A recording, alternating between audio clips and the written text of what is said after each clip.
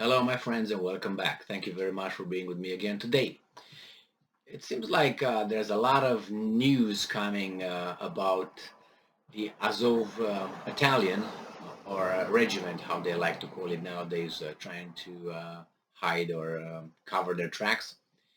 Well, you know who I'm talking about. And the commander, who is in Russian custody after he surrendered, he didn't come out or exited Azovstal steel plant after he surrendered to the Russians, he before that it seems like he named his successor. So he handed over his duties to this gentleman. So the commander, the initial commander, the big guy that was who surrendered to the Russians, his name is Denis Prokopenko, and he handed over his duties to Major Mikita Natochi or Natochi. So he sounds like Hungarian or something. Uh, so there's the news with that. And today I just found another interesting news. These guys who surrendered in Azovstal were taken by the Russians into the occupied territories that now were used to be part of Ukraine, and it seems like for vetting, and I thought they will interrogate them there, but it seems like after they said, okay, you go this way, you go that way, now they decided, all right, these guys are the lower tier, these guys are the higher tier. So the higher tier are going to be sent to better facilities, if you know what I mean, with better people to take care of them and find information and discuss things with them. So this article has to do to exactly that. And this is an article from my friends Reuters from June 19th, that's Saturday. Sunday over there already. No, it's not Sunday over there. It's Sunday. I'm sorry, not Saturday. I'm one day behind. That's not good. So Sunday, June 19th, and this is the title: Top Azovstal commanders transferred to Russia for investigation by TASS. So top Azovstal commanders, so Azov battalion commanders, or whomever was caught and was in the Azovstal plant and surrendered eventually, now will be taken and flown to Russia to be talked to. You know what I mean? And then they will make it right. They will make it a little Hollywood series with these guys, where they're gonna put a videotape over the video recording or a camera, obviously, and they will tape everything, and then they will show it to us, so we can see their confessions. You know how it is during those times, right? So two top commanders of fighters who defended the Azovstal steel plant in Ukraine's southeastern port of Mariupol have been transferred to Russia for investigation, Russia state news agency TASS reported. Uncertainty has surrendered the fate of hundreds of fighters captured by Russian forces in May after a month-long siege of Mariupol. Moscow said at the time they were moved to breakaway Russian-backed entities in eastern Ukraine. Citing an unnamed Russian law enforcement source, TASS said late on Saturday, that, and now this is the names, uh, Sviatoslav Palamar, a deputy commander of the Azov battalion, and Serhiy Volinsky, the commander of the 36th Marine Brigade of the Ukrainian Armed Forces, were moved to Russia. So Mr. Sviatoslav Palamar, a deputy commander of the Azov battalion, and Serhiy Volinsky, the commander of the 36th Marine Brigade of the Ukrainian Armed Forces, were moved to Russia. Special Forces officers transferred them from Donetsk in eastern Ukraine province that Moscow recognizes as a pro-Russian republic, and I'm quoting, to conduct investigative activities with them. You know what investigative activities are. My God. Anyway, um, and I'm also I'm quoting again.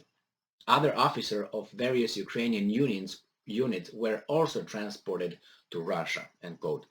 Reuters could not immediately verify the report, and there was no immediate reaction from Kiev. Earlier this month, Ukraine said its intelligence services were in communication with the captured Azovstal steelworks fighters.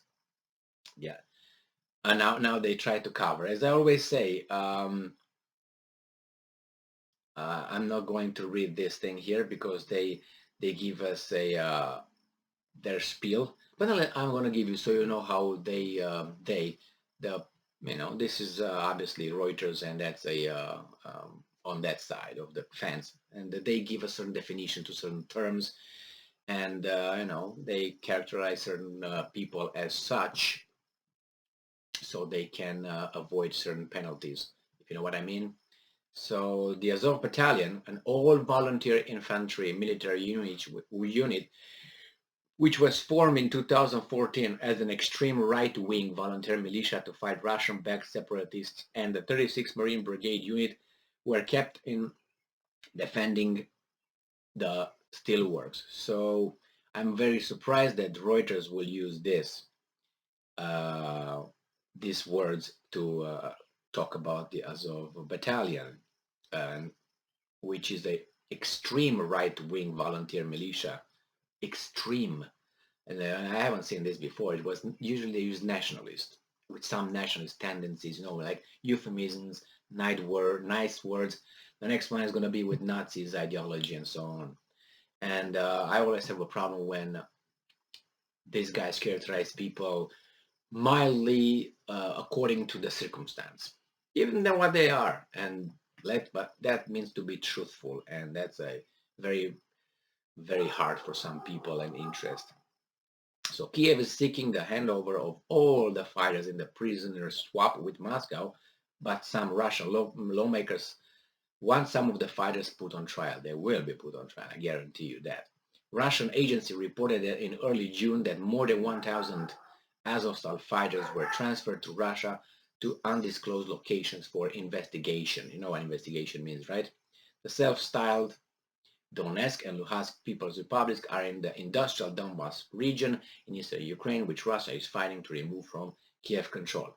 They always, as I said, again, this was the last paragraph, the mass media, they always put the last paragraph to destroy whatever they told you or to cover, do damage control for whatever is the bulk of the article. In this case, they tell you about the Azovstal, Azov battalion, those guys, and then at the end they give you the last thing that you will remain in your head. As I said, psychologically, brains remember the last part of a story or the first, the beginning. The end of and the beginning. The middle, the brain usually forgets about it. That's psychology, is obviously. So at the end here, they always make it in a certain way, so you remain with this impression. Oh, it's the Russians, blah, blah, blah. So they got your mind off those guys. They got it to the Russians are bad because this is what it is. This is a ABC 1, 2, 3 way of expressing this kind of thing. So I have no doubt that these are normal procedures. You get caught, or you surrender. Obviously, they vet you, strip you, take everything you got. It depends on how important you are. They might do some cavity searches, if you know what I mean, and then they put you somewhere. And then they're gonna start little by little to investigate you, which is interrogate you or interview you, however, whatever euphemisms you wanna um, have. And anyway, interrogation is different than an interview. I know that, but it's just saying. An investigation, yeah, it's part of the interviews or interrogations, and physical evidence that you might, or correlation, testimonies from other people, so you find out. Anyway, it's more than that. Nevertheless, they were taken first here, and now they were taken to the experts ones, where they will have to be, they will say things that they didn't know they knew at that point. You know what I mean? And obviously, they will make to sign statements, make statements in front of a camera, and they will make those statements, and they will be kept over there and then trialed as mercenaries. Not the Probably not the military, the commander of the 36. whatever it was over there, the Ukrainian army. But probably that person will be tried as a war criminal because they will say, okay, this is the war crimes you confessed and we concluded after we completed our investigation. This one thing, and the other guy will be from the very beginning, probably boom, boom, boom, you're a criminal and all that. So, and they will not. I don't think they will put them put them in front of a fire squad. They will probably be kept for a while because more information, and you always need them to put them in front of a camera and then give it to the world with whatever you want them to say, and that's what is going to happen. If I want them to say something extra that just came up, I'm going to make them do it, and they will come and do it in front of a camera while they're in the custody, my custody here, and then they will say whatever I want, and then I put them back over there in the shelf and wait for another occasion. And when the occasion comes, get them out, put them in front, and again, and I'm going to use them as an asset forever. And when there will be, the whole thing is going to go down and down and down. Maybe after 20 years, 15 years, I'm going to let them, uh, swap with someone else. I'm going to say, see, I'm a nice guy. I didn't kill them. That's how things work. Watch. All right. Well, thank you very much for being with me again today. Stay strong, stay smart, look for the truth, and be just.